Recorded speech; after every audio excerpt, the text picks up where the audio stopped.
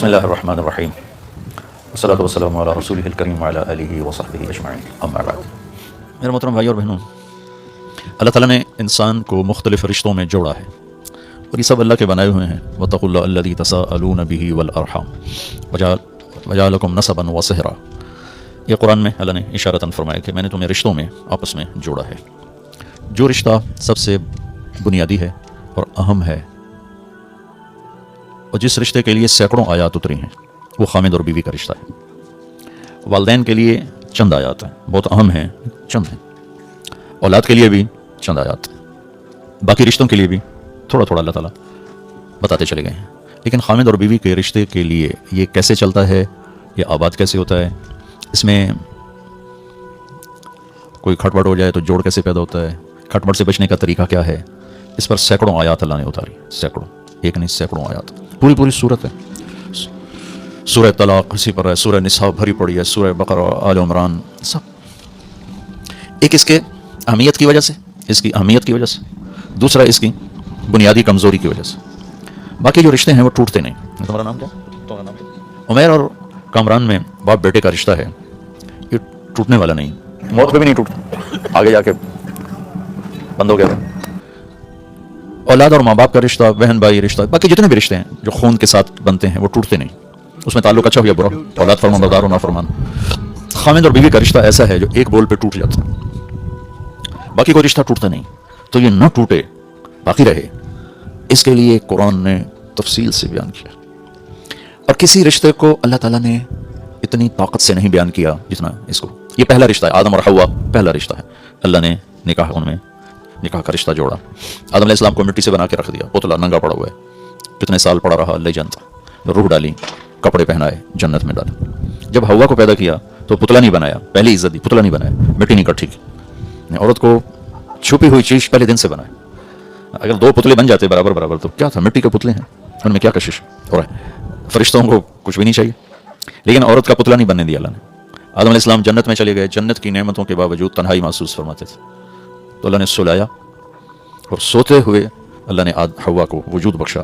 ہمارے نبی کا فرمان ہے کہ آدم کی بائیں پسلی سے اللہ نے نکالا، جب ان کی آنکھ کھلی تو ایک خاتون پورے لباس میں سج دھج پہ بیٹھی ہوئی تھی۔ یہ بات تو مشہور ہے، مردوں میں سب سے خوبصورت یوسف علیہ السلام۔ یہ بات کم لوگوں کو معلوم ہے کہ آج تک جتنی عورت پیدا ہوئی اور آئندہ پیدا ہوں گی، ان میں سب سے خوبصورت حضرت حوا تھی، اللہ نے ان کو سب سے حسین بنایا تھا۔ تو ان میں پہلا رشتہ قائم کیا نکاح کا، ایک انتظار کروا کے دی چیز قدر پیدا کرنے کے لیے، اور اس کو شروع سے ہی بہت پروٹوکول دیا، ایک پیغام پہ۔ عورت ہر رشتے میں اللہ اس کے لیے خصوصی رعایت چاہتا ہے، خصوصی معاملہ چاہتا ہے۔ نکاح ہو گیا تو مہر پہلے دن سے ہی ہے، تو اللہ نے کہا آدم مہر ادا کرو۔ انہوں نے پوچھا کیا مہر ادا کرو؟ اب جنت تو سونے چاندی سے بھری پڑی تھی، تو کسی چیز کو بھی کہہ سکتے تھے اتنا سونا اٹھا کے دے دو۔ تو اللہ نے فرمایا کہ تیری نسل میں میرا آخری نبی آئے گا، اس پہ ایک دفعہ درود پڑھ دے، بس یہ تیری بیگم کا مہر ہے۔ ابھی آپ کی آمد میں ہزاروں سال پڑے ہیں، اور اس سے پہلے ہی ظاہر ہونے میں، آمد تو سب سے پہلے ہوئی، ظاہر ہونے میں ہزاروں سال پڑے ہوئے ہیں۔ ابو ہریرہ نے آپ سے پوچھا متى وجبت لک النبوۃ، آپ نبی کب بنے تھے؟ تو اس کا جواب ہے 40 سال کی عمر، اور کتابی جواب ہے 40 سال 6 مہینے 10 دن، پیر کی رات 21 رمضان، جو تحقیق کے ساتھ۔ تو آپ نے دونوں میں سے ایک جواب بھی نہیں دیا کہ 40 سال یا 40 سال 6 ماہ 10 دن۔ فرمایا کہ میں کنت نبیا وان آدم بین الروح والجسد، ابھی آدم کی مٹی کٹھی نہیں ہوئی تھی، اللہ مجھے نبی بنا چکے تھے۔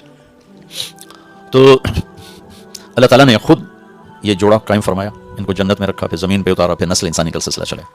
اللہ تعالیٰ نے کسی رشتے کے بارے میں قرآن میں یہ تعبیر اختیار نہیں کی کہ یہ میری نشانی ہے۔ جیسے اللہ کہتا ہے ان فی خلق السماوات والارض، یہ آسمان یہ زمین، واختلاف اللیل والنہار، یہ رات یہ دن، والفلک التی تجری فی البحر بما ینفع الناس، یہ سمندر تمہارے سامنے، اس میں تیرنے والی جہاز کشتیاں، وما انزل اللہ من السماء من ماء، آسمان کی بارش، فاحیا بہ الارض بعد موتها، پھر زمین کا سرسبز ہونا، وبث فیہا من کل دابہ، اس میں زندگی کا پروان چڑھنا، وتصریف الریاح، موسموں کا ہیر پھیر، ہواؤں کا رکنا چلنا جیسے بھی چل رہی، والسحاب المسخر بین السماء والارض، زمین آسمان کے درمیان بادلوں کا کھڑے ہونا، لآیات لقوم یعقلون، یہ بہت بڑی بڑی نشانیاں ہیں جو اپنی عقل کو استعمال کرے گا۔ یہ ایک طرز ہے قرآن کا، اللہ اپنے وجود پر ان چیزوں سے دلیل دیتا ہے۔ تو ایک جگہ اللہ نے عجب طریقے سے نا دلیل دی ہے اپنی، من آیات ہی، تیرے رب کی بڑی نشانی ہے، ان خلقکم من تراب، تمہیں مٹی سے پیدا کیا، فاذا انتم بشر تنتشرون، تم بیٹھے ہوئے ایک دوسرے کو دیکھ رہے ہو، بنے مٹی سے ہو۔ ایک آیت چھوڑتا ہوں، اگلی پڑھتا ہوں، من آیاتہ خلق السماوات والارض، میری بہت بڑی نشانی ہے زمین آسمان. واختلاف السنتکم والوانکم, میری بہت بڑی نشانی ہے تمہارے رنگ روپ زبانوں کا الگ ہونا. پھر من آیاتہ منامکم باللیل والنہار, میری بہت بڑی نشانی ہے تمہیں سلا دیتا ہوں, اٹھا دیتا ہوں, دن میں بھی سلاتا ہوں, رات کو بھی سلاتا ہوں, اٹھا دیتا ہوں. وابتغاءکم من فضلہ, اور تمہارے لیے زمین میں رزق بکھیر دیا ہے, تم چنتے پھرتے ہو, چگتے ہو, اٹھاتے ہو. یہ تیرے رب کی بہت بڑی نشانی ہے. من آیاتہ یریکم البرق خوفا وطمعا, میری بہت بڑی نشانی ہے بادلوں کی گرج, بجلی کی چمک, کڑک, پانی, بارش. من آیاتہ ان تقوم السماء والارض بامرہ, میری بہت بڑی نشانی ہے کہ زمین آسمان قائم ہے, قائم ہے. یہ کتنی بڑی تیرے رب کی نشانی. اب اس میں نے ایک آیت چھوڑ دی تھی. ان آیات کے ترجمے کو سن کر آپ کا میرا ذہن یہ ساتھ ساتھ چل رہا ہوتا ہے, ہاں واقعی بہت بڑی نشانی, بہت بڑی نشانی, یہ سمندر بڑی نشانی, آسمان بڑی نشانی, زمین. اب ایک آیت میں پڑھنے لگا ہوں جس کی طرف بہت کم ذہن گیا ہوگا کہ اللہ کہہ رہا ہے یہ بھی تیرے رب کی بہت بڑی نشانی. من آیاتہ ان خلق لکم من انفسکم ازواجا لتسکنوا الیہا وجعل بینکم مودۃ ورحمہ ان فی ذلک لآیات لقوم یتفکرون. سب سے طاقتور لفظ استعمال کی. میری بہت بڑی نشانی ہے کہ میں نے تمہیں خامند اور بیوی کے رشتے میں جوڑ دیا. اس کو اپنی نشانی قرار دے رہا ہے کہ میں نے تمہیں خامند اور بیوی کے رشتے میں باندھ دیا, جمع کر دیا, جوڑ دیا. اس میں سکون رکھا, اس میں محبت رکھی, اس میں ہمدردی رکھی. اس میں جو غور و فکر کرے گا تو وہ سمجھے گا کہ یہ رب کی بہت بڑی نشانی ہے. اور ہمارے صرف بر صغیر کی بات نہیں, پوری دنیا اللہ نے پھرائی ہے. پوری دنیا میں یہ رشتہ پوری طرح مسلا گیا ہے, پوری طرح.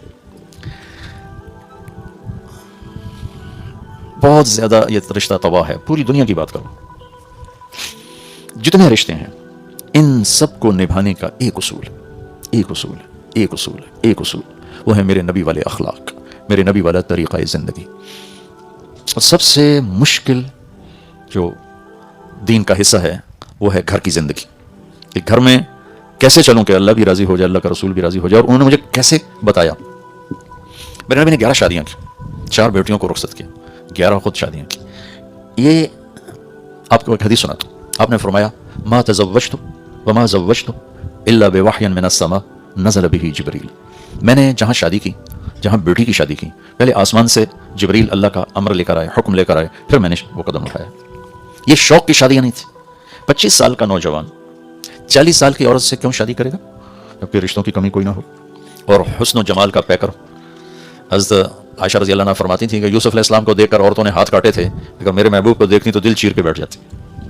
اور ایک دیہاتی عورت نے آپ کا حلیہ بیان کرتے ہوئے کہا تھا رأیت رجلا ظاہر الوضاء ابلج الوجه حسن الخلق لم تعبه ثجلة سبحان الله ولم تزري به صالة وسيم قسيم في عينيه دعج في أشفاره وطف في صوته صحل في لحيته كثاثة في عنقه سطع أحور أكحل أزج أقرن إن صمت فعليه الوقار إن تكلم فسماه وعلاه البهاء أحسنه وأبهاه من بعيد وأجمله وأحلاه من قريب حلو المنطق فصل لا هزر ولا نظر. اللہ اکبر, کیا الفاظ ہیں, کیا الفاظ. آپ کو شاید ترجمہ سمجھ میں نہ آیا, ردم کی طاقت تو سمجھ میں آ رہی تھی, کیسے ٹک ٹک ٹک ٹک الفاظ اس کے منہ سے نکلے ہیں, اس بی بی کے منہ سے. ایک بڑی دیہاتی عورت كأن منطقه خرزات النظم يتحدرن, کہنے لگی میں نے ایک شخص دیکھا, مجھے یوں لگا جیسے 14ویں کا چاندی کپڑے پہن کے زمین پہ اتر آیا. یعنی میرے پاس یہ میں کتابی ترجمہ نہیں کر رہا ہوں, جو وہ اماں کہنا چاہتی تھی نا میں وہ بتا رہا ہوں.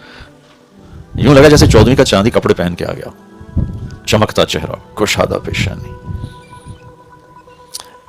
پیٹ نہیں نکلا ہوا کہ بدصورت ہو جائے, اتنا دبلا نہیں کہ بے روب ہو جائے, حسن کا مجموعہ, پورا وجود حسن میں ڈھلا ہوا, وسیم قسیم, ایسا حسن کہ جتنا دیکھو دیکھنے کا شوق بڑھے. وسیم اسے کہتے ہیں جس کو جتنا دیکھو شوق بڑھ جائے.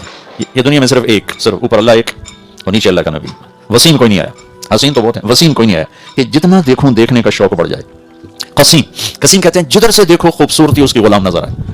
قسامہ, انگلیاں, جوڑ, ناخن, انگوٹھا, ہتھیلی, بازو, کونیاں, سینہ, چھت, ہر شے, جسم کا ہر عضو حسن ہاتھ جوڑ کے کھڑا ہوا ہے. قسیم فی عینیہ دعج, آنکھ موٹی خوبصورت. میری نبی کی آنکھوں کے بارے میں الفاظ ادعج, اشکل, احور, اکحل, اہدب, انجل, ابرج, 7 الفاظ ہیں. اور 7 الفاظ کا ایک خلاصہ ہے کہ ایسی آنکھ کائنات میں اللہ نے کسی کی نہیں بنائی, ایسی خوبصورت آنکھ اللہ نے کسی کی نہیں بنائی. سبحان. حسین آنکھ, پلکیں لمبی دراز, آواز میں کشش, آواز میں ایک نغمہ, آواز میں ایک گرفت کہ دل کو پکڑ لے آدمی کی. داڑھی بڑی خوبصورت گھنی, گردن سراہی دار, خاموش ہیں تو وقار کا پیکر ہیں، بولتے ہیں تو نور ہی نور بکھیر دیتے ہیں اور نور چھا جاتا ہے، اور زبان سے نکلنے والے جملے ایسے ہیں جیسے موتی پروئے ہوئے نکل رہے ہوں، اور ہمیں اتنی خوبصورت ہیں جیسے آنکھوں کے اوپر کسی نے کمان رکھ دی ہو، یوں کر کے حسین چمکتی سرمگی آنکھ ہے. یہ اگلا کافی سارا میں نے چھوڑ دیا ہے، تھوڑا سا میں نے آپ کو بتا دیا ہے. اس حسین نوجوان کو 40 سال کی عورت سے شادی کی کیا ضرورت ہے؟ ایک منگنی ٹوٹی ورقہ بن نوفل کے ساتھ، ابو حالہ سے نکاح ہوا، ایک بیٹا ایک بیٹے، ہند اور حالہ انتقال ہو گیا، بیوہ ہو گئے. دوسری شادی ابن عابد کے ساتھ، ایک بیٹا ہوا، خامد کا انتقال ہو گیا. 40 برس عمر گزر گئی، جوانی 40 برس میں ڈھل جاتی ہے. آپ نے ان کے ساتھ شادی فرمائی اور زندگی کے 25 برس ساتھ گزار دی. جب آپ کی عمر 50 سال ہوئی اور حضرت خدیجہ 65 سال تو ان کا انتقال ہوا، تو اس کے بعد 50 سے 63 13 برس میں آپ نے 10 شادیاں کی. یہ حدیث میں نے آپ کو سنا دی، ما تزوجت وما زوجت الا بوحی من السماء نزل به جبریل، کہ جہاں شادی کی، جہاں بیٹی دی، اوپر والے کا امر آیا، پھر یہ قدم اٹھایا. یہ کیوں تھا؟ زندگی سمجھانے کے لیے. نماز آسان سا کام ہے، سستی کی وجہ سے نہیں پڑھتے. کوئی ایسی وہ مشقت نہیں ہے کہ جس سے کوئی کر نہ سکتا، سستی ہے، عظمت نہیں پڑھتے. روزہ تھوڑی سی مشقت کا ہے، ذرا سی ہمت ہو تو فاقہ برداشت کیا جا سکتا. زکوٰۃ اور حج مالدار کا فریضہ ہے، غریب کا نہیں ہے. اور ہو بھی صحیح تو زکوٰۃ دینا کا جیب سے نکال کے دیا، زکوٰۃ ختم ہو گئی. 5 دن حج کے ہیں بس، اس کے بعد حج ختم ہو گیا، ساری زندگی کوئی مطالبہ کوئی نہیں. مشکل ترین جو مرحلہ ہے وہ گھر کی زندگی ہے، اور خاص طور پر بیوی کے ساتھ سلوک یا بیوی کا خامند کے ساتھ سلوک، یہ مشکل ترین زندگی ہے. اس کو سمجھانے کے لیے فزیکلی عملی طور پر آپ نے 11 گھر بسائے. 2 آپ کی زندگی میں، حضرت خدیجہ مکہ میں فوت ہو گئی، اور زینب بنت خزیمہ 3 ماہ کے بعد شادی کے ان کا انتقال ہو گیا. باقی 9 گھر تھے آپ کے، اور حسن سلوک کے ساتھ گھر آباد کر کے دکھائے. ہم عمر کے ساتھ شادی کی، بڑی عمر والی کے ساتھ شادی کی، چھوٹی عمر والی کے ساتھ شادی کی، یہ ایک نسبت ہے عورت کی. مال میں برابر اس سے شادی کی، مال میں زیادہ اس سے شادی کی، اپنے سے مال میں کم اس سے شادی کی، یہ دوسری نسبت ہے عورت کی. طلاق یافتہ سے شادی کی، بیوہ سے شادی کی، کنواری سے شادی کی، یہ تیسری نسبت ہے عورت کی.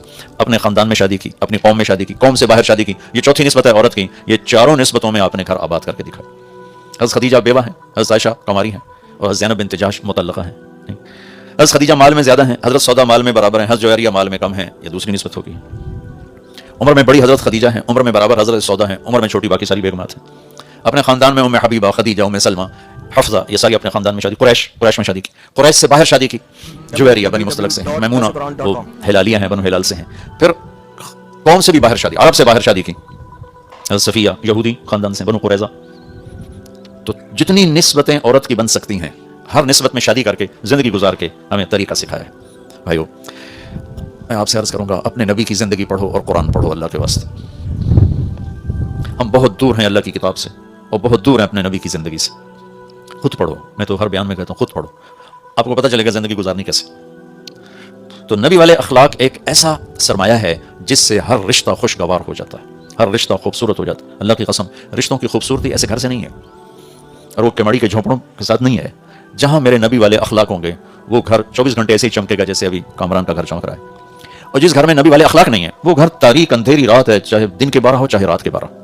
جہاں زبان کا استعمال ٹھیک نہیں، جہاں دل کے جذبات ٹھیک نہیں، جہاں زبان خنجر کی طرح چلتی ہے اور طنز کے زہریلے ٹیکے لگاتی ہے، وہاں کوئی رشتہ سلامت نہیں رہتا. میاں بیوی کا رشتہ تو برابر کا ہوتا ہے، اور ماں باپ اور اولاد کا رشتہ بہت فرق ہوتا ہے. ماں باپ عظمت کی بلندی پر ہیں، اولاد بہت نیچے ہے، اور اللہ کا بہت بڑا مطالبہ ہے، لا تقل لهما اف ولا تنهرهما وقل لهما قولا كريما واخفض لهما جناح الذل من الرحمة. ایسی طاقتور تعبیر ہے قرآن کی والدین کے حقوق کے بارے میں. لیکن یہاں بھی اگر طنز ہوگا تو رشتہ پھیکا پڑ جائے. ہمارے اپنے خاندان میں میں نے ایک بچے سے کہا، آپ اپنی ماں سے اتنا دور دور کیوں رہتے ہیں؟ آپ کی ماں تو بہت نیک ہیں، مصلی سے نہیں اٹھتی ہیں، تہجد گزار ہیں، شب بیدار ہیں، بہت نیک ہیں، تو آپ کیوں دور دور رہتے ہیں اپنی ماں سے؟ کہا وہ تانے بہت دیتی ہیں اس لیے پھر دل نہیں کرتا. تانے بہت دیتی ماں، جس کا اللہ نے اتنا حق رکھا ہے کہ میرے نبی نے فرمایا اگر میری ماں ہوتی زندہ اور میں عشاء کی نماز کے مصلی پہ کھڑا ہوتا اور سورۃ فاتحہ پڑھ رہا ہوتا اور ادھر سے میری ماں مجھے بلاتی تو میں ماں کے لیے نماز توڑ دیتا. اتنا بڑا کر. ایک شخص نے اپنی ماں کو کندھے پہ بٹھا کے سارا حج کروایا، اس کے لیے سواری بن کے، بہت مشقت کا کام. مینا سے جاتے جاتے عرفہ پیدل، نوجوانوں کے پسینے چھوٹ جاتے ہیں تو وہ کندھے پہ بٹھا کے لے جا رہا ہے. تو طواف زیارت کے بعد حضرت عبداللہ بن عمر نظر پڑ گئے وہاں کھڑے تھے. کہنے لگے جی میں نے ماں کو کندھے پہ بٹھایا، وہ سارا حج کرایا، میں نے ماں کا حق ادا کر دیا. تو انہوں نے فرمایا کہ تیری ماں نے تجھے پالتے ہوئے بچپن میں جو تھک تھک کے لمبے لمبے سانس لیے تھے نا، اس میں سے بھی ایک سانس کا بھی حق ادا نہیں ہوا. اتنا حق رکھا. لیکن جب زبان سخت ہوئی تو اولاد کیا کہہ رہی؟ تانے دیتی ہیں، اس لیے بیٹھنے کو جی نہیں چاہتا. اور خامد اور بیوی کا رشتہ تو برابری کا ہوتا ہے. اگر یہاں طنز چل گئے، تانے چل گئے تو یہ پھیکا پڑ جائے گا، ٹوٹ جائے گا.